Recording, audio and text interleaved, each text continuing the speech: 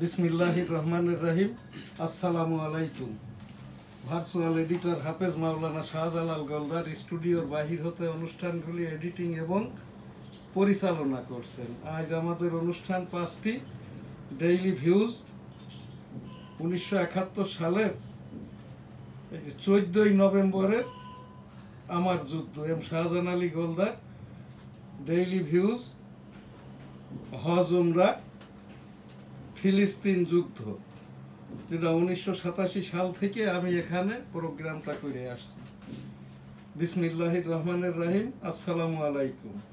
আজ আমাদের programme schedule online news portal programme serial number 2432024, ছাত্র জনতা সরকার 2024-এর আজ 99তম দিবস। 5, 6, 7 এই 3 দিন সরকার ব্যবস্থা ছিল না, সেই হিসেবে ছাত্র জনতা সরকারের আজ 102তম দিবস। এখানে online news portal www.dailynewsstar.com, daily news star ইংরেজি সংবাদপত্রের online news portal 14 November 2024, daily views programme serial 970, video programme 928, national programme serial number 9144 থেকে 9148, মিনিটের সংখ্যা 28238 হতে পরবর্তী।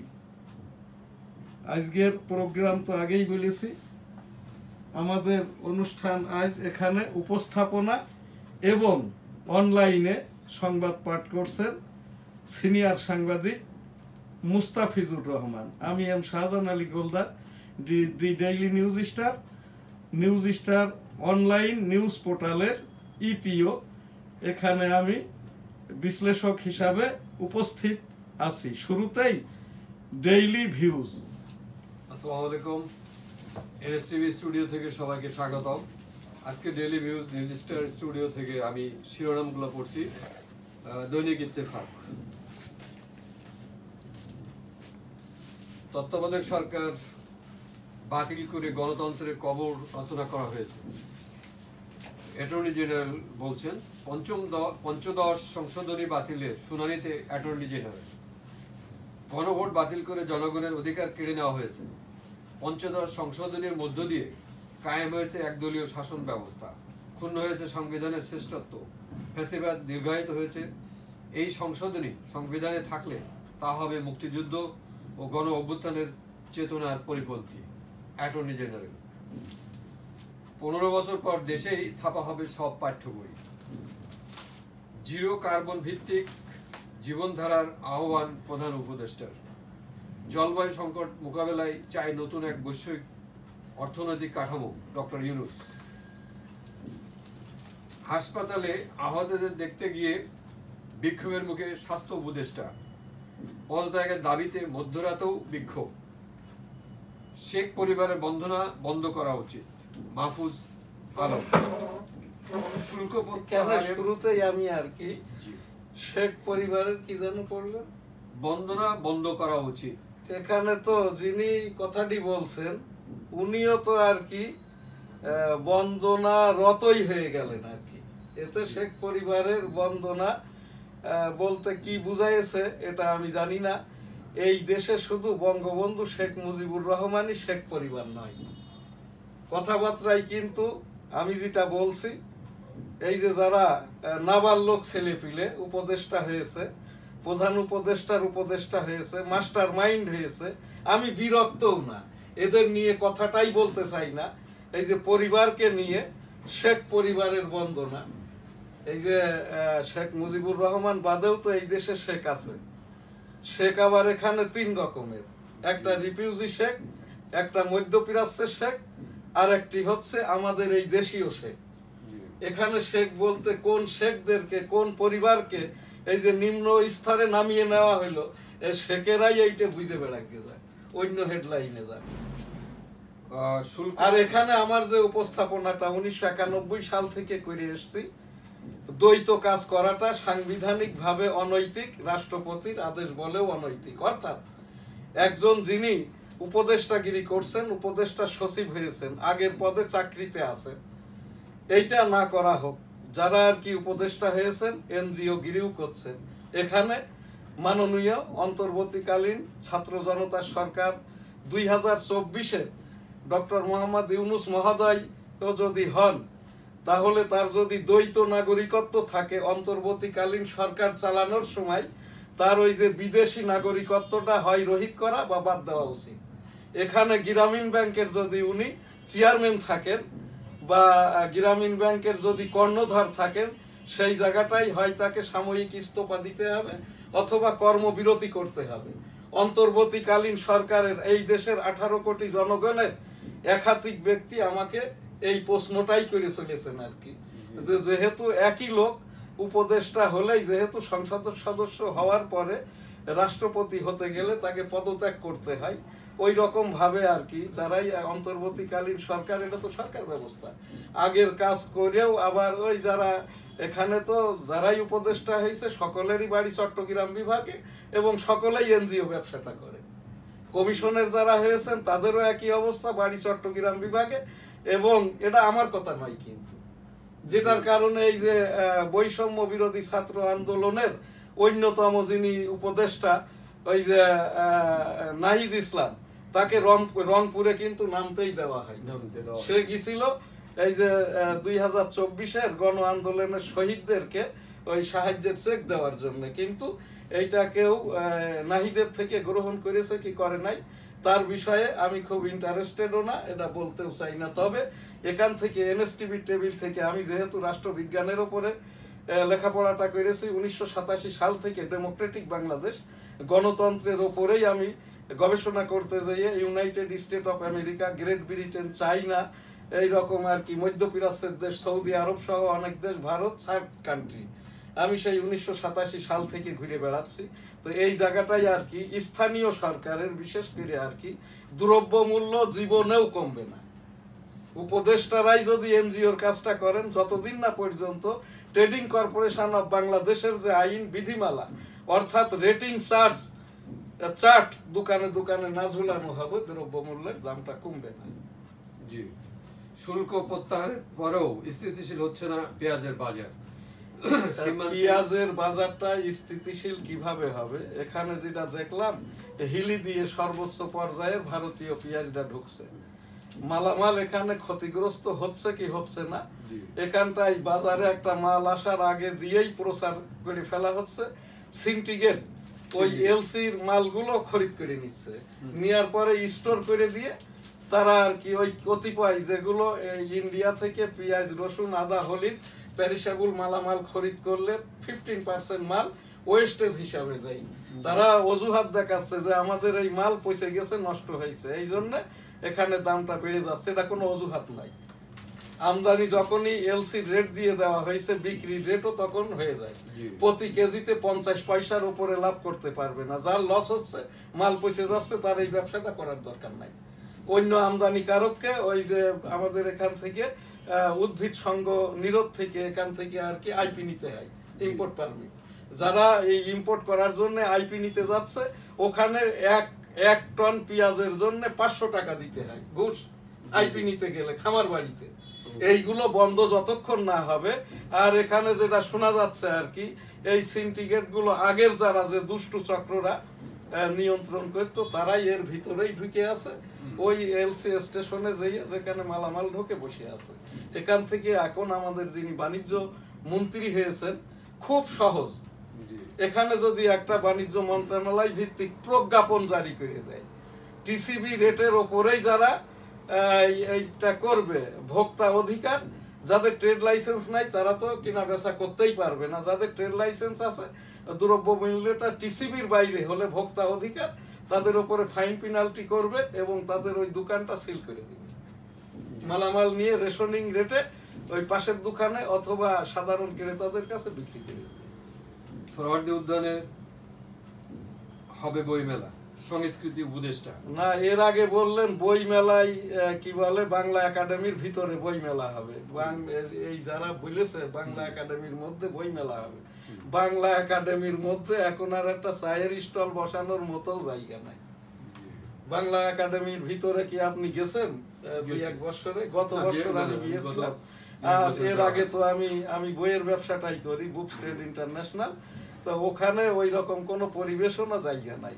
এই যে সরোয়ার্দী এগুলো কোনো খবর হয় না। এগুলোর উপরে কোনো, আর সে বই মেলা হবে ফেব্রুয়ারি মাসে। এই সরকার কতদিন, ভোট কবে, কিভাবে, আদৌ বই মেলা হবে কিনা, বই ছাপা হবে কিনা, বই পাওয়া যাবে কিনা। এখানে বলছে না ওই যে বই ছাত্রদের হাতে এটা কবে দিবে বলছে না, যে দেশে ছাপা হচ্ছে এইবার দেশীয় বই আর কি, যে দেশীয় ছাপাখানায় চেপে বই তুলে দেওয়া হবে। এইটা ওই রকম না হয় 2004 সালের মতো, আর হবে তো তাই আর কি, যাদেরকে টেন্ডার দেওয়া হচ্ছে। আমি বইয়ের ব্যবসায়ী, আমি বাংলাদেশ পুস্তক প্রকাশক কি বলে প্রকাশক বিক্রেতা সমিতির 1 দশক কাল আমি ওই যেটা বাংলাদেশ পুস্তক প্রকাশক প্রকাশনা সমিতি এর কর্মকর্তা ছিলাম, নির্বাচিত। তো এই জায়গার এইটাই আমার অভিজ্ঞতা। ভারত থেকে কেন চেপে আনা হয়তো, ভারতের কাগজগুলো ভালো, ছাপাখানা ভালো, মালটা ছাপা হয় ভালো, কাগজের ওপরে শুল্কটা বসে না। এখান থেকে যখন, আর ওই ভারত থেকে যখন বই চেপে আনা হইতো, এরা 15% বই আর কি ওই এনজিও ভিত্তিক এটা বৃদ্ধি আকারে দেওয়া হতো, যে কারণে বইয়ের শর্টেজটা হয় নাই বিগত অনেক বছর। আমি এখানে এখন থেকে যদি সরকার, অর্থাৎ এই যে আমাদের যিনি শিক্ষা উপদেষ্টা হয়েছেন, এইটার উপরে যদি একটা কমিশন করে দিয়ে বা উপকমিটি করে মনিটরিং যদি না করেন, এই পূর্বে যা হয়েছে এখনো কিন্তু তাই হবে। আর এখানকার যারা এই যে পুস্তকের ছাপাখানার, যার ছাপাখানা নাই সে টেন্ডার পাচ্ছে, যার যে ছাপাখানায় বইগুলো যে মাপের ছাপা দরকার ওর থেকে ছোট মাপের ছাপাখানায় এই যে বই ছাপানোর টেন্ডার পাচ্ছে। আর এর অধিকাংশ কাজই এখান থেকে পাচ্ছে না আর কি। এই যে আমার তো বাংলা বাজারে পুস্তক প্রকাশনা সমিতির আমি কার্যকারী কমিটির কর্মকর্তা ছাড়াও আমি আমার ওখানে আমদানি রপ্তানির উপরে পুস্তক ব্যবসা আছে, ধর্মীয় হাদিস কুরআন বাংলায় অনুবাদ করে ইউরোপ আমেরিকা সহ ভারতে রপ্তানি করে থাকি। তো এখানে অধিকাংশ টেন্ডার গুলোই আর কি জামাত সমর্থিত যারা লাইব্রেরির মালিক, প্রেসের মালিক, ছাপাখানার মালিক তারাই পাচ্ছে। এখান থেকে যা হবার তা হওয়ার আগে দিয়েই শিক্ষা উপদেষ্টাকে আমি আমার এখান থেকে, আমি একজন বাংলাদেশ পুস্তক প্রকাশক বিক্রেতা সমিতির কর্মকর্তা হিসাবে, এই দেশের একজন সিনিয়র সাংবাদিক হিসাবে আমার ছাপাখানা 1996 সাল থেকে, আমার অভিজ্ঞতার আলোকেই বলছি, এখন থেকে যদি মনিটরিং করে তাহলে কিন্তু এইটা আসল রক্ষাটা হবে, আর তা না হলে যা হবার কিন্তু তাই হবে। সব সংস্কারে হাত দেওয়ার প্রয়োজন দেখি না ফখরুল, এটা যথার্থ কথাই উনি বলেছেন। এই সংস্কার, যে সংস্কার পরবর্তী সরকার দিয়ে অনুমোদন করাইতে হবে, এইটা এখন যে সরকার করছে, শেখ হাসিনা বলেছিল আর কি যে আমি সকল কিছুই মেনে নেব, কিছুই মানে নাই, কিছুই মানে নাই আর কি। তো এইটা এই পরেও তাই হবে। এখন যেটা মূল কাজ, আমাদের ভোটগুলো সুষ্ঠু সুন্দরভাবে গ্রহণ করে আমাদের প্রতিনিধির কাছে এইটা ক্ষমতা হস্তান্তর করে, যেভাবে ওনারা সম্মানের সাথে এসছেন, সম্মানের সাথেই ছাত্র জনতার সরকার 2024-কে ছাত্র জনতাকে সম্মান করে আর কি ক্ষমতার মাধ্যম দিয়ে এখানে এই ভোটাভুটিটা গ্রহণ করে জনগণের ভোট জনগণের দেওয়ার ব্যবস্থা করে ওই প্রতিনিধিদের কাছে ক্ষমতা হস্তান্তর সব পদে ফেরত গেলেই সম্মানিত হবেন। আর তা না হলে ইতিপূর্বে যা হয়েছে, 11 যা হয়েছে, খন্দকার মুস্তাকের সময় যা হয়েছে, এরশাদের সময় যা হয়েছে, খালেদা জিয়ার 1996 সালের ভোটের পূর্বে এবং পরে যা হয়েছে, শেখ হাসিনার যা হলো, হ্যাঁ, এর বাইরে আর কি হতে পারে? এর বাইরে কিছুই হবে না। অর্থাৎ ওই পরবর্তী সরকার যদি বিএনপিতেও আসে কিছুই মানবেন না। হ্যাঁ, এটা আমি একেবারে এখান থেকে আমাদের সাংবিধানিক আইন, আমি 18 কোটি জনগণের একজন এবং আরো জনগণের মতামতের কথাটাই এখানে তুলে ধরলাম, এখানে আমার ব্যক্তিগত কোনো কথা নয়। হাতি ও মানুষের সহাবস্থান নিশ্চিতে কাজ করছে সরকার, সৈয়দা রিজওয়ানা হাসান। এইটার আমি মানে বুঝি নাই, আপনি যদি বুঝে থাকেন বলেন আর কি। হাতি আর মানুষ কি সহাবস্থান? নিউজটা হলো পরিবেশ, বন ও জলবায়ু পরিবর্তন মন্ত্রণালয়ের উপদেষ্টা সৈয়দা রিজওয়ানা হাসান বলেছেন, বন্য হাতির সুরক্ষায় হাতি ও মানুষের সহাবস্থান নিশ্চিতে কাজ করছে সরকার। এর অংশ হিসেবে চট্টগ্রামের কেইপিজেডের এলাকায় হাতি ও মানুষের এই যে দেখেন, ওইটা আর পড়ার দরকার নাই, সময় নষ্ট করেন না। জি, আমাদের এইটা কি, আমাদের এটা সারা বাংলাদেশ কি হাতি বাগান নাকি? এইটা এখানটাই এই কথাগুলো বলছে কি জন্য, যে কথাটা আমি বলছি, উনি এনজিও ছাড়তে পারেন নাই, এইদিকে উপদেষ্টাগিরি করছে, যখন ওইদিকে ইডি হিসাবে বসে আছে, এক্সিকিউটিভ ডিরেক্টর অথবা এনজিওর মালিক হিসাবে ওই কাজ করতে যাই, এরপর মনে পড়ছে আমি তো উপদেষ্টা বটে। এইবার এসে বলছে কি, ওই যে হাতিতে দুইজনকে দবায়ে চটকে পিষ্ট করেছে, কিছুই আর বুঝতে না পেরে এইরকম হেডলাইনটা যে পত্রিকা করে ইত্তেফাক, ইত্তেফাক কেনই বা করবে না? এদের এখন সম্পাদকও নাই, আর কোন ওই রকম অভিজ্ঞ সাংবাদিকও নাই। আমি শুধু ইত্তেফাকটা পড়ি, ইত্তেফাকেই একমাত্র খবরগুলো থাকে আর বিজ্ঞাপন থাকে, আর অন্য পত্রিকায় কোনো খবর থাকে না, এই জন্যই পড়ি। এই সবগুলো আমাদের এই যে আমরা দুজন বিরুদ্ধ মানুষ বিভ্রান্ত হলাম হেডলাইন করে, এরপরে দেখলেন কি ওর ভিতর হাতি। তো আমাদের ওই রাঙামাটি, বান্দরবন, খাগড়াছড়ি এই 3টে ডিস্ট্রিক্টের সব জেলায়ও তো হাতি নাই, সব মিলে হচ্ছে কয়েকশো হাতি আছে। তো এর জন্য এই রকমটা এই উপদেষ্টাদের এই কাজ করার, হাতি তাড়ানোর সময় কখন পাচ্ছে, তারপরে আবার মানুষের সাথে তুলনা করে, এইটা আমার বোধগম্য নাই। অন্য খবরে যান। যে কারণে শিক্ষার্থীদের ফেসবুক জুড়ে উই আর নাহিদ হ্যাশট্যাগ, ওইটা একটু পড়েন, আপনার খবর যদি পড়তে চান। উই আর ইন্টারেস্টেড না। উই আর নাহিদ, আমরাই নাহিদ হ্যাশট্যাগে ছেয়ে গেছে ফেসবুক। লাল ব্যাকগ্রাউন্ডের উপর উই আর নাহিদ লিখে অন্তর্বর্তী সরকারের তথ্য ও সম্প্রচার উপদেষ্টা এবং ছাত্র জনতার অভ্যুত্থানের অন্যতম নেতা নাহিদ ইসলামের পাশে দাঁড়ানোর বার্তা দিচ্ছেন বৈষম্য বিরোধী ছাত্র আন্দোলনের সমন্বয়ক, বিভিন্ন দলের নেতাকর্মী সহ অনেক ফেসবুক ব্যবহারকারী। উনি কি উপদেষ্টা? উনি তথ্য উপদেষ্টা। আচ্ছা, আমাদের এই যে সাংবাদিক, আমরা যারা কোনো রাজনীতি করি না, বিরুদ্ধ হয়ে গেছি, লেখালেখিটা করি, ইংরেজির বই লিখি, তারপরে ধর্মীয় মূল্যবোধের হাদিস, কোরআন, রাসূল সাল্লাল্লাহু আলাইহি ওয়াসাল্লামের জীবনী অনুবাদ করে দেশ বিদেশে রপ্তানি করি। এই এমন কি অপরাধ আমার সাংবাদিকরা করে ফেললো, আমার 12টা সাংবাদিকেরই আর কি ওই যে অ্যাক্রিডিটেশন কার্ডগুলো বাদ করছে, আমার কার্ডটাও সাংবাদিকদের ভিতর ঢুকাই দিয়েছে। সম্পাদকরা কি সাংবাদিক হয়? আর এইভাবে একটা জুনিয়র অফিসার, এইটা কোন ধরনের মানে অমর্যাদাকর। আমি এটার উপরে অবশ্য মাননীয় প্রধান উপদেষ্টা ডক্টর মোহাম্মদ ইউনূস মহোদয়, বাংলাদেশের রাষ্ট্রপতি বরাবর আমি একটা মানবিক আবেদন করেছি। এই রকমটা ভাবে অসম্মান করার অধিকার আমার এই দেশের 18 কোটি জনগণ কারোর উপরে দেয় নাই। আর আমি ব্যক্তিগতভাবেও আর কি আপনার কাছেই আর কি উপস্থাপন করলাম, এই যে আপনাদের সব কার্ডগুলো বাদ করছে, কোনো আপনার আত্মপক্ষ সমর্থনের সুযোগ দিছে? আপনি কি বৈষম্য বিরোধী আন্দোলনের বাহিরের? আপনি হলেন বাহিরের, আপনার ছেলে মেয়ে কি বাহিরের? এরা তো সক্রিয় ভাবে এই যে বৈষম্য বিরোধী ছাত্র আন্দোলনের সাথে সক্রিয় অংশগ্রহণ করে আন্দোলন করেছে। আমাদের আজকে আপনি একজন দুই সন্তান আপনার ঢাকা বিশ্ববিদ্যালয়ে পড়ে, এই যে ছেলে এবং মেয়ে, তো এরা যখন প্রশ্ন করছে আব্বু অ্যাক্রিডিটেশন কার্ড মানে কি আর বাদ হইলো কেন, এখানে আমাদের জবাব নাই। আমার সন্তানরাও ইন্টারন্যাশনাল ইসলামিক ইউনিভার্সিটি থেকে এই যে পোস্ট গ্রাজুয়েশন করেছে। আমার মেয়েটা প্রতীকযশা ডাক্তার সুমাইয়া, আমার বড় ছেলেটা মেয়ের জামাই, এখন মিলিটারির একটি পদস্থ কর্মকর্তা আর কি। তো যাই হোক, এখান থেকেই এই যে আমার সহ আরো যাদের আর কি অমর্যাদাকর ভাবে আমাদের এই যে আমার ব্যক্তিগত উপস্থাপনা, আমাদের মর্যাদার সাথে আর কি কারণ জানিয়ে আমি এখান থেকে উপস্থাপনা করছি যে সকল সাংবাদিকদের অ্যাক্রিডিটেশন বাদ করা হয়েছে আর কি। আমাদের অযোগ্যতাটা কি, আমরা রাষ্ট্রের কি অসহযোগিতা করছি? এইটাই কি অসহযোগিতা যে আওয়ামী লীগ সরকার স্বেচ্ছাচারী সরকার, ভোটবিহীন সরকার মানি না? আমার এখান থেকে 10টি প্রোগ্রাম আমি করেছি।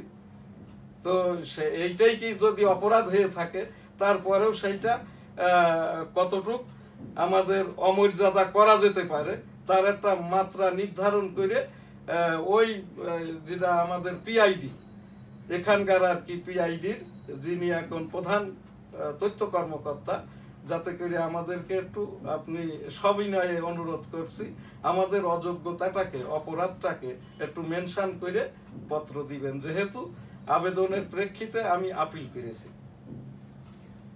অর্গানাইজিং ও নির্বাহী কমিটি করবে বৈষম্য বিরোধী ছাত্র আন্দোলন বিপ্লবের 100তম দিন উপলক্ষে। এইটার উপরে আপনার বলি কি যেন পড়লেন হেডলাইন, এইটাই পড়েই আর সময় নাই। অর্গানাইজিং ও নির্বাহী কমিটি করবে। এইটা আপনি কি অর্গানাইজিং এবং নির্বাহী কি বুঝেছেন? না, এটা আমি অর্গানাইজিং হচ্ছে রাষ্ট্রপতির অধ্যাদেশে হবে, আর নির্বাহী হচ্ছে সরকারের অধ্যাদেশে হবে। যেমন নির্বাহী পরিচালক, এমডি, ডিএমডি, এগুলো তো বোঝে।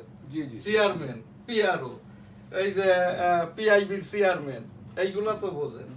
অর্থাৎ যে যে মন্ত্রণালয়, সেই মন্ত্রণালয়ের ওই যেগুলো অধিদপ্তর পরিদপ্তর আছে, এর এখানকার আর কি ওই চেয়ারম্যান, মেম্বার ইত্যাদি বাদ দিয়ে কমিশন না করে এখানটাই আর কি অর্গানাইজার এবং ওই নির্বাহী বসাইবে।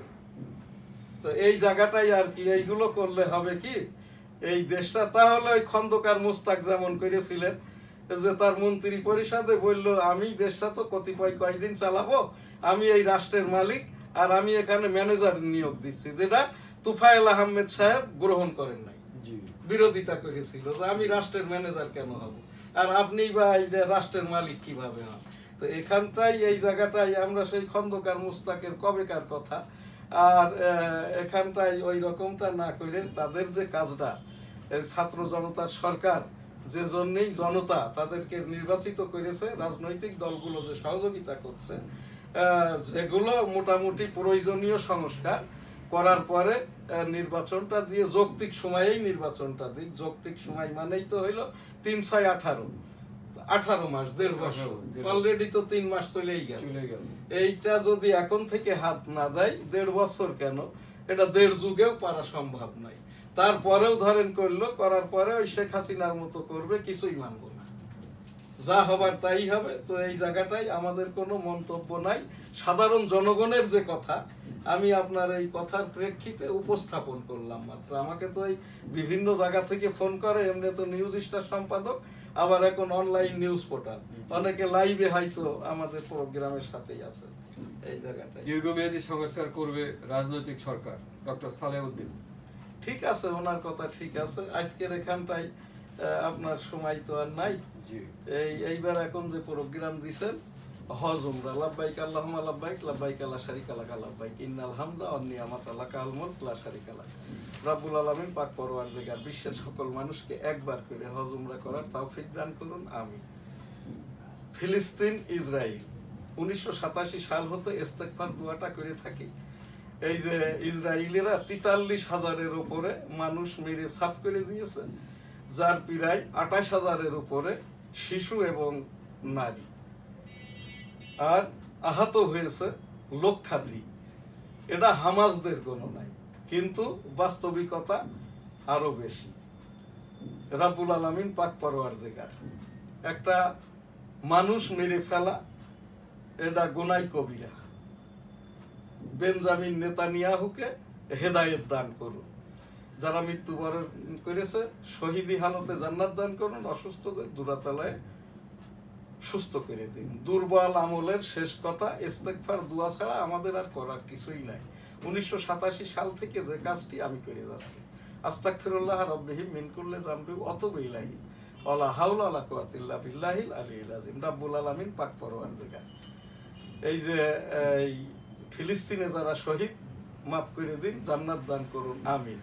ছাত্র জনতা সরকার 2024 জুলাই আগস্ট থেকে এই পর্যন্ত দেশের জন্য, জনগণের জন্য, ভূখণ্ডের জন্য, ধর্মীয় মূল্যবোধের জন্য যারাই মৃত্যুবরণ করেছে তাদেরকে মেরে ফেলা হয়েছে। এরা সকলেই শহীদ, সকলকে শহীদি হালতে জান্নাত দান করুন, আমিন। যারা অসুস্থ অবস্থায় দিনাতিপাত করছে তাদেরকেও দ্রুতালয়ে সুস্থ করে দিন, আমিন।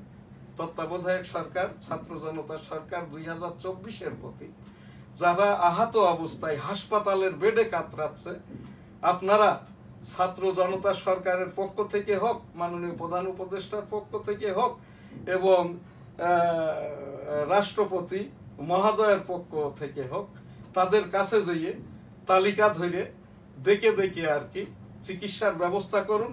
তাদের পরিবারকে একেবারে ন্যূনতম হলেও এককালীন 1 কোটি টাকা করে তাদেরকে এই যে ফ্যামিলি সহায়তা দিন। চিকিৎসা তো করবেনই আর কি, এ কথাটা আর কেউই বলবে না এখান থেকে। ওই পরিবারগুলো শেষ হয়ে গেছে, ছিন্ন ভিন্ন হয়ে গেছে। তাদেরকে পারিবারিকভাবে অন্তত রাষ্ট্রীয় কোষাগার থেকে, মাননীয় প্রধান উপদেষ্টা ত্রাণ ভান্ডার থেকে ওই যে আহত যারা কাতরাচ্ছে হাসপাতালের বেডে, তাদেরকে 1 কোটি টাকা করে ফ্যামিলি সহায়তা এবং চিকিৎসার ব্যবস্থাটা মাননীয় অন্তর্বর্তীকালীন সরকারের প্রধান ডক্টর মোহাম্মদ ইউনূস মহোদয়ের নেতৃত্বে দেখভাল করুন। এনএসটিভির টেবিল থেকে আমি 18 কোটি জনগণের যেমন একজন, ওই যারা হাসপাতালের বেডে কাতরাচ্ছে এর ভিতরে আমার অনেক আত্মীয় স্বজন আছে, দেশের লোক আছে, ভালো মন্দ আছে, অন্য ধর্মের আছে, সকলকেই আর কি আপনারা এখান থেকে এই দেখভালটা করুন। আর সেই ছাত্র জনতা আন্দোলনে যারা শহীদ তাদেরকেও জান্নাত দান করুন। 1971 সালের রণাঙ্গনের যারা মুক্তিযুদ্ধে শহীদ হয়েছেন তাদেরকেও জান্নাত দান করুন। 52 ভাষা আন্দোলন থেকে এ পর্যন্ত এই দেশ আনায়নে, গণতন্ত্র আনায়নে, ধর্মীয় মূল্যবোধে যারা শহীদ হয়েছে তাদেরকেও জান্নাত দান করুন। আমিন। আস্তাগফিরুল্লাহ রাব্বি মিন কুল্লি যামবি ওয়া আতুবু ইলাইহি ওয়া লা হাওলা ওয়া লা কুওয়াতা ইল্লা বিল্লাহিল আলিয়্যিল আযীম। বিশেষ করে ফিলিস্তিনিদের, মধ্যপ্রাচ্যকে, মুসলমানদেরকে মাফ করে দিন, কবুল করে নিন। আমিন। এখানে আমাদের শেষ যে প্রোগ্রাম গোলদারবাড়ি জামে মসজিদের সৌজন্যে, ডেঙ্গু সতর্কতায় থাকুন, কোভিড শেষ হয়নি, কোভিড সতর্কতায় থাকুন। সিটি কর্পোরেশন প্রতিদিন একবার করে মশার ঔষধ স্প্রে করুন। দ্রব্য মূল্য বৃদ্ধিতে এনএসটিভি টেবিল থেকে আমাদের যেটা জনসচেতনতামূলক অনুষ্ঠান, এই প্রত্যেকটাই আর কি বাজারে ট্রেড লাইসেন্স সর্বস্ব টিসিবির রেট প্রদর্শনের মাধ্যমে আপনারা পণ্য বিক্রয় করুন। আমরা যারা কিনে খাই আমাদেরও দায়িত্ব আছে। আমরা রেটিং চার্টটা এবং আর কি টিসিবির রেট এবং আমদানির রেট কত, লাভ কত, বিক্রয় কত, ওই বাজার কমিটির কাছে জিজ্ঞাসাবাদ করে আমরা যদি দায়িত্বশীল হই, এই দেশের অন্তর্বর্তীকালীন সরকার ব্যবস্থায় লোক বল কম, তাদের একার পক্ষে আমরা সহযোগিতা না করলে সম্ভব নয়। দ্রব্য মূল্য বৃদ্ধির কোনো কারণই ঘটে নাই। যথেষ্ট পরিমাণ চাল, ডাল, তেল, আলু ইত্যাদি মজুত আছে। আর ওই যে বগুড়ার যে কোল্ড স্টোরেজ গুলোতে আলু ওই কোল্ড স্টোরেজ মালিকদের থেকে নিয়ে সিন্ডিকেট টুটার স্টোর সহ কিনে নিয়ে মজুত রেখেছে। 37 টাকা রেটিং এর আলু 68 টাকায় বিক্রি করছে। এইটা আর কি ওই বগুড়ার জেলা প্রশাসন সহ বাংলাদেশের এই যে আলু রক্ষিত হিমাগার বেষ্টিত জেলা, সকল জেলার প্রশাসককে আমি এখান থেকে উপস্থাপন করছি, আপনারা টিসিবির রেটটা তাদেরকে মিল গেটে পৌঁছান। আর ওই সিন্ডিকেট এদেরকে যারাই আর কি চিহ্নিত অচিহ্নিত এদেরকে একেবারেই আপনারা ওই যে কিনা বেচার থেকে বন্ধ ঘোষণা করুন। এইটা ছাড়া এই দেশের দ্রব্য মূল্য কমার কোনো লক্ষণ নাই। 1971 সালের রণাঙ্গনের 265 দিনের আমি যোদ্ধা। 14ই নভেম্বর 1971 আমি ওই ভারতে রাত্রে ঘুমাইতাম, দিনে এসে বাংলাদেশে যুদ্ধ করতাম। শব্দ দূষণে আমার বাম কানটি নষ্ট হয়, এখনো নষ্ট। এখান থেকে যে উপস্থাপনাটা করে চলেছি, 1971 সালের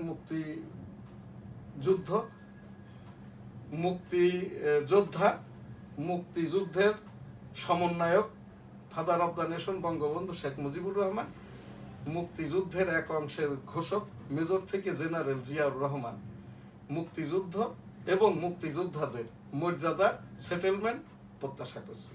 সকলে ভালো থাকবেন, সুস্থ থাকবেন, পাশের জনকে ভালো রাখবেন। আলহামদুলিল্লাহ। আল্লাহ হাফেজ। আমার সোনার বাংলা, আমি তোমায় ভালোবাসি। শেষ